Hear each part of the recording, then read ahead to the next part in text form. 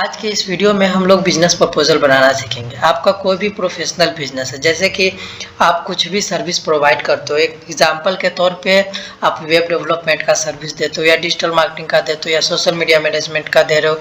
कुछ भी आप प्रपोजल बनाना चाह रहे हो किसी भी बिजनेस का, तो आप यहाँ से इसके अकॉर्डिंग आप बना सकते हैं। बट इसमें ना मैं डिजिटल मार्केटिंग प्रपोजल बता रहा हूँ। इसमें क्या क्या चीज़ बात को ध्यान में रखना है, क्या क्या टेक्स्ट होना चाहिए, क्या क्या फोटोज़ होना चाहिए, ये सब सारा हम डिस्कस कर रहे हैं। ओके, बट अगर आप लोग चाहते हैं कि हम कोई और भी दूसरे बिजनेस का प्रपोजल बनाए, तो आप उस बिजनेस का प्रपोजल का नाम कमेंट बॉक्स में बस नाम लिख दीजिए और उस बिजनेस के नेचर पे वो जो बिजनेस होगा उस पर हम प्रपोजल आपको बनाकर एक्सप्लेन कर देंगे। ओके, तो स्टार्ट करते हैं। सबसे पहले आपको जिस बिजनेस का भी प्रपोजल बनाना होगा उसका नाम लिख दीजिएगा। इनकेस मेरे इसमें डिजिटल मार्केटिंग है तो हमने लिख दिया डिजिटल मार्केटिंग प्रपोजल, राइट। अब उसके बाद क्या आता है कि ये प्रपोजल बन किसके रहा है, ये पॉइंट होना जरूरी है। तो क्लाइंट का फर्स्ट नेम लास्ट नेम आपको मेंशन करना पड़ेगा और क्लाइंट का कंपनी कि वो इसका कंपनी क्या है और क्लाइंट का एक एड्रेस, सिंपल सा एक एड्रेस लाइन वन कर दीजिएगा और उसका ईमेल एड्रेस। उसके बाद आपको प्रीपेड बाय आपको अपना कंपनी का सारा डेटा देना पड़ेगा। उसके बाद आपको अपना एड्रेस देना पड़ेगा और मोबाइल नंबर और ईमेल आईडी दे दीजिएगा। और यहाँ पे कुछ बेहतरीन सा फोटो लगा दीजिएगा गाइस, जिससे कि हमारा ये देखने में अट्रैक्टिव लगे। साइड में डिजाइन कर दीजिएगा। ओके, तो डिजाइनिंग का हम बाद में देखते हैं, पहले पॉइंट्स को समझते हैं कि क्या क्या प्रपोजल में जरूरी पड़ता है। ओके गाइस, तो उसके बाद आपका जिस बिजनेस से भी रिलेटेड होगा उसके रिलेटेड आप इमेज लगा दो। उसके बाद इंट्रोडक्शन कर दो कि जैसे इस केस में मेरा डिजिटल मार्केटिंग है तो डिजिटल मार्केटिंग का क्या फायदा है, क्या प्रॉफिट है, एक इंट्रो टाइप का दे दो। तो उसी तरह सोशल मीडिया मैनेजर आपको चाहिए या कुछ भी चाहिए तो उस बिजनेस से क्या प्रॉफिट है वो चीज़ आप एक्सप्लेन कर दो एक कंटेंट के थ्रू। उसके बाद आपको क्या करना है कि अब आपको ये बताना है कि डिजिटल मार्केटिंग इंपॉर्टेंट क्यों है आपके बिजनेस के लिए। तो उसी तरह आपका जो भी सर्विस होगा उसके इंपॉर्टेंस के रिगार्डिंग बात करना है कि आपके लिए उसको क्या क्या इंपॉर्टेंस है।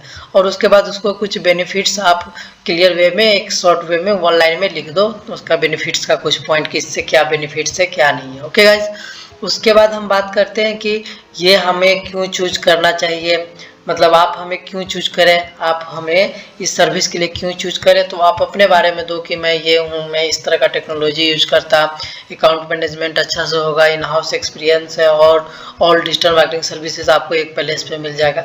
ये सब के बाद ये सब तो हो गया। अब उसके बाद आता है कि भाई आप जो काम करोगे उसका टाइमिंग क्या होगा। ये एक इम्पोर्टेंट पॉइंट है। ओके गाइज, तो ये पॉइंट्स सब जो है ना बहुत ही इंपॉर्टेंट होने वाला है गाइज। तो इसका टाइमलाइन आपको देना है कि मंथ 1 में हम ये करेंगे, मंथ 2, 3, 4 में ये होगा, मंथ 5 में ये होगा, उसके बाद ऑन गोइंग चलता रहेगा। इस तरह करके आपको अपने बिजनेस के अकॉर्डिंग आपका जो भी टाइम स्नैप जाता है, जो भी टाइम मैप जाता है, आपको वो डिस्कस कर देना।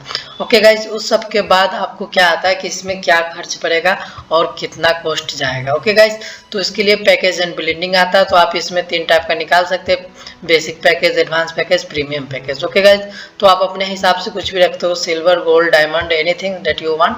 ओके, तो बट इसमें आते हैं तो इसमें आपको क्या करना है, प्राइसिंग दे देना है सबका। उसके बाद आपको टाइम फ्रेम भी दे देना है यहाँ पर। अब उसके बाद बेसिक, एडवांस, प्रीमियम, इस हिसाब से आप कुछ भी दे सकते हो। यहाँ पर आपको अपना टाइम फ्रेम दे देना है कि इतना इतना में इतना होगा।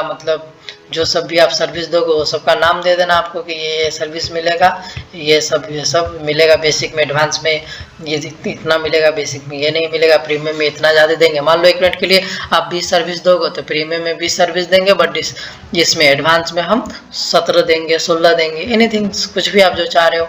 उसके बाद आपको बेसिक में उससे कम कर देना है। तो इस हिसाब से आपको एक ये बना लेना। ओके गाइज, अब उस सब के बाद आता है कि आपको ये पॉइंट आपको क्लियरली देना है गाइस, क्योंकि आपको क्लाइंट को ट्रस्ट आपको लेना है। तो इसके लिए आपको यहाँ पर ना ये देना है कि आपको मंथली रिपोर्ट हम ये प्रोवाइड करेंगे।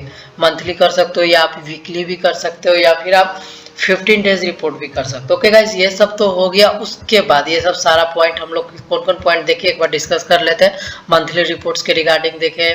ओके, उसके बाद पैकेज एंड ब्लेंडिंग देखे, पैकेज क्या रहेगा, उसका प्रोजेक्ट शेड्यूल देखे। उसके बाद बेनिफिट्स देखे, वाई चूजर्स ये देखे, और उसके बाद इंट्रोडक्शन देखे और ये एक पॉइंट समझे। ओके गाइज, तो ये सब के बाद हमारा जो मेन पॉइंट होता है गाइज वो होता है कि टर्म्स एंड कंडीशंस आप बनाएगा ना गाइस, तो इसमें आपको अच्छे से डिस्कस करके इसको अच्छे से क्लियरली लिखना है कि पेमेंट टर्म आप क्या होगा। जैसे कि आप ना काम ये कर रहे हो तो आप कितना % एडवांस लोगे, फिर इसका कब क्या लोगे नहीं लोगे, तो ये चीज़ को आपको क्लियर देना है। आप मतलब चेक रिसीव करोगे कि नहीं करोगे, या ऑनलाइन ट्रांजैक्शन लोगे, जो भी होगा, प्रोजेक्ट ड्यूरेशन, ये सब करके आप इस तरह करके आप अपना कंक्लूजन भी रख सकते हो। वैसे negotiation of terms and condition, इस तरह करके आप वी एग्री टू होल्ड, इस तरह करके आप अपना लास्ट में ये फॉर्मेट दे दोगे।